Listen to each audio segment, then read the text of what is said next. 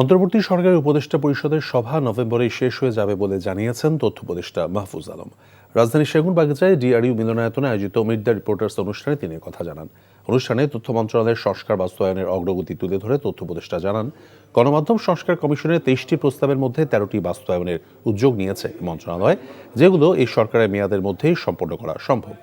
বলেন, নভেম্বরের পর ক্যাবিনেটের কার্যক্রম শেষ হয়ে যাবে, এরপর নির্বাচন কমিশন দায়িত্ব নেবে, আর তখন নতুন কোনো নীতিমালা বা অধ্যাদেশ প্রণয়ন করা সম্ভব হবে না।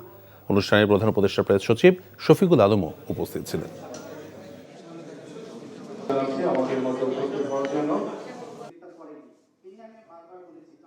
সংস্কার কমিশনের যে প্রস্তাবনা আছে তার মধ্যে মোট 23টি প্রস্তাবনা ছিল আশু করণীয়, যেটা এই গভর্নমেন্টের যে সময়সীমা আছে এর মধ্যে করা সম্ভব।